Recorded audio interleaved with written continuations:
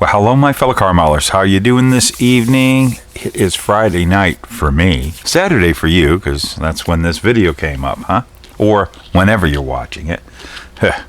Anyways, got this kit here, and I got inspired by a certain YouTuber out there. It made me pull this kit out because I had an idea years ago and why I bought this kit. So I think we're going to do a little jamming tires up into wheel wells and a little bit of bench racing going on and seeing if what would look really cool with this if I was to go in the kind of the direction I'm thinking with this car. It's a really cool kit. Yeah, let's get on with this.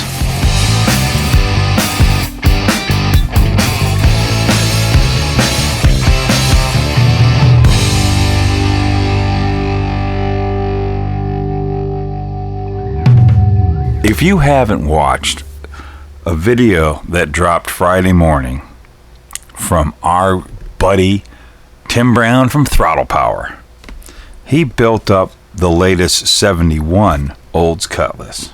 And let me tell you, it looked great.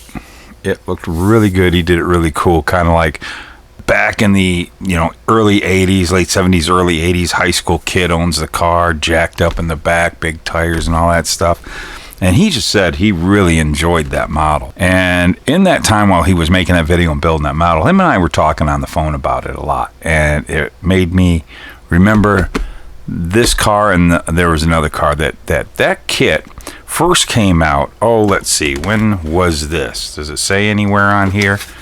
Let's see. I want to say 2010. Look at that. There it is right there. 2010. And before this, what came out was 72 Hurst Oldsmobile Cutlass. Yeah, they're both Cutlasses. And I got that kit too when that came out. But when this came out a year or so after that, I bought this immediately because this thing had things that were a little different than that Hurst car that really got me excited. But basically, the 71 that we have today is this kit with, a hard top. Or is it a hard top or is it coupe? You tell me down in the comments below. And well, let's open this thing up. Yeah, he had such a good time. It's pretty much the same kit, but this one here, I'm a little partial to. I'm not a convertible fan, but Oldsmobile convertibles, Cutlass convertibles. My very first car was a Cutlass S69 model, and wow, I have a lot of fond memories of that car. Very similar to this car, so this is kind of close to my high school car. But I got a neat plan with this. But there we go. There's that right there. But I also got another weird plan. We'll get to that. But here's that body. This is that wonderful. Have I never even opened this up. Let's open it up. Let's open up. And by the way, this is the cool thing. This one has the up top. Yeah. Which I like convertible with the top up. The GM ones especially. These years of the GM intermediates, they seem to do the rag tops right because they still kept the lines when the top was up, where a lot of convertibles, they just kind of look not right to me. That's why I never liked them. When Tim was doing his review, I think he shot it before him and I talked, because he was surprised when I told him, oh no, that's just a repop of the old 72 convertibles. I didn't even know about those, because he was kind of perplexed by this tree right here. Had a boot on it. Maybe they're coming out with a convertible. No, they came out with the convertibles, Tim, and you don't really need to use this in that. It probably would work in it, but that's just remnants when you get that 71 coupe or hard top, whatever that would be. I always goof those up. There is a difference between one or the other. I believe the hard top would have the post, the coupe would not have the post.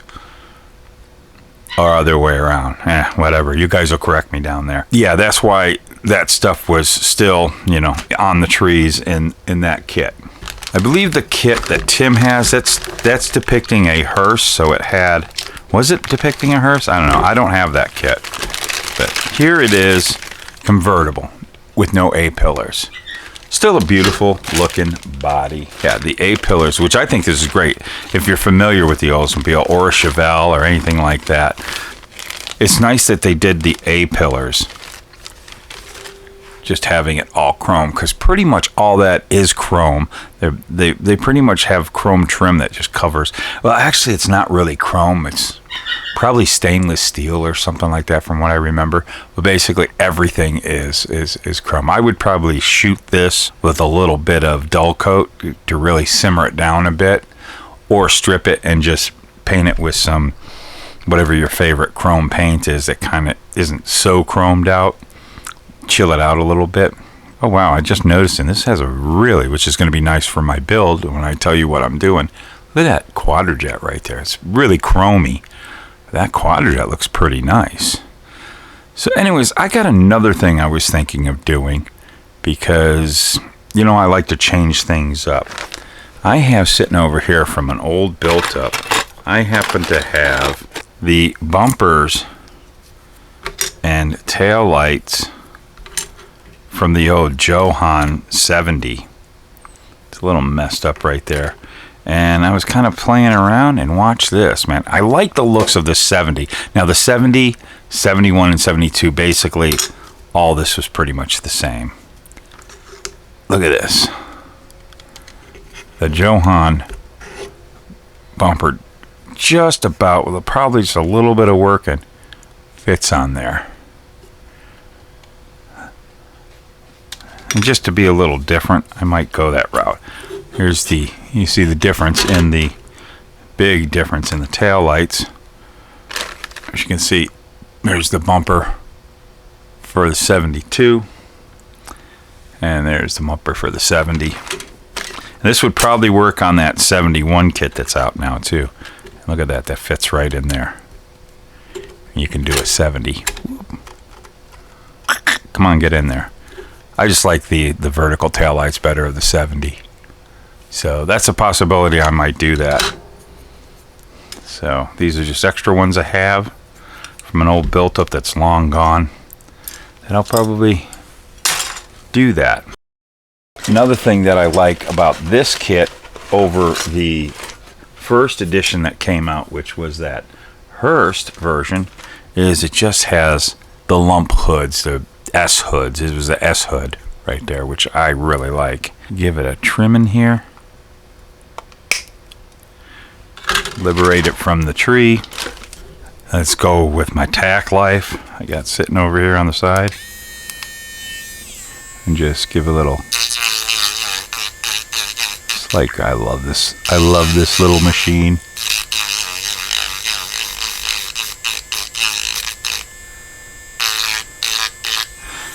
Get rid of that. That thing is handy dandy. Probably just needs a little bit of sanding and shaping. I don't need to get too heavy with it right now, but it gets it on there. Yeah, I just like that hood so much better. That looks cooler. That's a great look. There we go. But this is where I'm thinking we're going to need the chassis. There we go. Because now I'll tell you what my idea was, like why I bought this kit. I want to do a stock eliminator or a super stock car.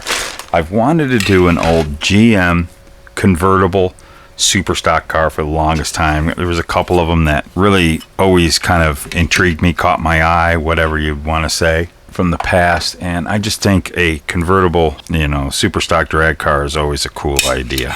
All right, there we go. That's pretty cool. We're gonna need the interior too. Yeah, let's take this out too. That'll help us with our setting up today. It's kind of a bummer this has a back seat, because I don't want the. I don't want the back seat. Not in this modern race car. That sets right up in there. And what's really super cool is, first of all, being able to take the convertible top off. I can really show the interior with the roll cage and all that. Now here we are. Let's check tire clearance, how far I can go if I don't want to tub it. And if I wanted to go with like a stock eliminator car, we'll probably be going with a drag slick about that thick, and it would pretty much fit in there. You do a nice stock Eliminator car. Another cool. Let's see this tire. This was American Satcos. I always like those. Used to have Goodyear on it. I've showed these before. These are squishy rubber. They called them their stock Eliminator tire. A little bit bigger of a slick than what a stock Eliminator would run. It's kind of big. Can't quite get it up in there. But it's got some girth to it. I like the size of that. But yeah, we're basically going to have to do some tubbing to be able to get like a really, like this is, you know, the old AMT. This is a proper size slick for a 25th scale super stock car. And these look really good. And if that frame was gone, the frame was inboarded a bit, and everything kind of brought in. Or you could back half it. But I kind of, when I do super stock cars, I like doing all that work myself instead of just doing a back half, you know, from say the 67 Chevelle. And I know you're all saying, why don't you just pop one of the 67 Chevelle Pro Street? Yeah, that would be an easy one. But then there's all this other stuff you have to deal with. This all fits. I like doing back half or just modifications here when I'm doing like a super stock car, because they're not that intricate. And you do have to actually, under NHRA rules, you have to retain. You can cut out all this and narrow it all you want, but you have to retain stock flooring in between the frame rails. Even if you bring the frame rails, this all has to stay stock. And I might actually want to continue to use the stock fuel tank, because a lot of them, they just use the stock fuel tank. That could be pretty fun to do that. It's a really nice underside though, isn't it? Look at that. You just got to get rid of that TMGM, which would be real easy. It's nice and up there where heck you can just, it misses everything. It's at the highest point. That's kind of nice. You can just, yeah, it's coming off. That's for another day. Yeah, look, it says 2009 is when this kit first came out. That Hearst came out in 2009, and then this kit that I have came out in 2010. That's when I bought this kit. Wow, it doesn't seem that long ago. That's amazing to me. But yep, that is really cool. I think a nice fat tire in there. So we pull this out just to get the look, man. What if we pop a wheel in that sucker right there and we just were to go? That would look really good. A super stock car would be running about like that. That would look really cool. Wouldn't even have to really do much modification to the wheel well there. But that's my idea. Do that, build a roll cage. I'll probably remove that back seat and all that. But this is definitely what I wanted to do with that. Tim said this kit just builds really easy, really quick. Not a lot of fiddling around. Of course, I'm going to mess it all up by fiddling around here. But yeah, I will probably just modify in there. Yeah, it does. It just fits. Look at that. All that fits together real nice. It's very cool. I think a really cool drag car is in order for this. You're watching the Luka C channel on YouTube. Olsen Peel convertible. And you put your convertible top on there. Convertible top. You need all the other parts to make it fit right. But yeah, it just has that GM look, and it falls apart. That's just what we wanted to do. We want to take a look at it real quick. If you want to really see what the rest of this kit looks like, you can go watch Tim's video and you're gonna see everything else. The only difference really is, you know, being a 72 instead of a 71, there's a few differences in the grille. I don't think there's any other real differences between the cars. They didn't change much, 71, 72. And of course, this is a rag top, which you have a boot, or that's what's so cool about this kit, man. I always wondered why the model car companies would never, when they make a convertible, never offer an up top usually. Sometimes they did, like they did in a couple of the Corvettes, which was cool. But a car like this, man, an up top, because like I said, these years, GM intermediates, 68 through 72, I'm are some of my favorite cars. And when it comes to convertibles, being that was my first car, I like that look. And that just captures the look of the GM intermediate convertible from the late 60s, early 70s. Just absolutely beautiful. That's it. That's all I want to do. I just wanted to mess around tonight, just tinkering around. Got inspired by another YouTuber. Thought that was a cool. I tell you, I watched that video 2 times. It was pretty neat. That's all I got to say about that. I am going to move along.